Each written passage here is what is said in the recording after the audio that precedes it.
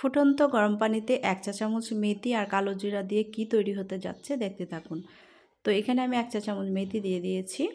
আমি এখানে এখন 1 চা চামচ কালো জিরাও দিয়ে দিব। তো এই তো কালো জিরাটা দিয়ে দিয়েছি।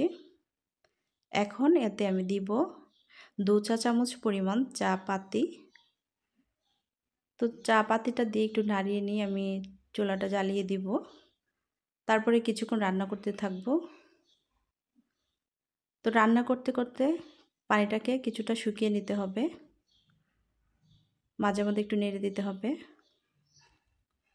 তো এই তো রান্না করতে করতে ঠিক এতটুকু পানি যখন ছিল তখন আমি চুলাটা বন্ধ করে দিয়েছি।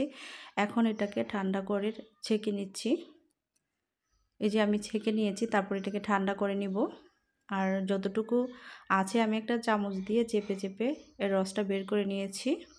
এখন এটা কিন্তু ধোয়া উঠছে এখনও, তো এটাকে ঠান্ডা করে নিতে হবে। তারপরে হচ্ছে আমি এখানে কাঁচা মেহেদি পাতা ব্লেন্ডার করে নিয়েছি। এর সাথে হচ্ছে আমি সেই লিকুইডটা মিশিয়ে নিব ভালো করে। তারপরে হচ্ছে এর সাথে আমি আরও দিয়ে দিব নারকেল তেল।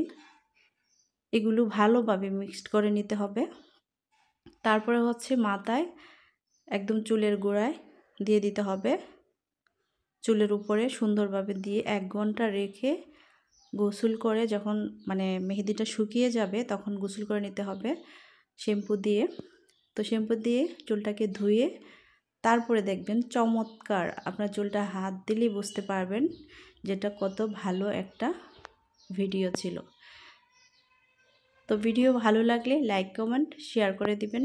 ভালো থাকবেন সবাই। আল্লাহ হাফেজ।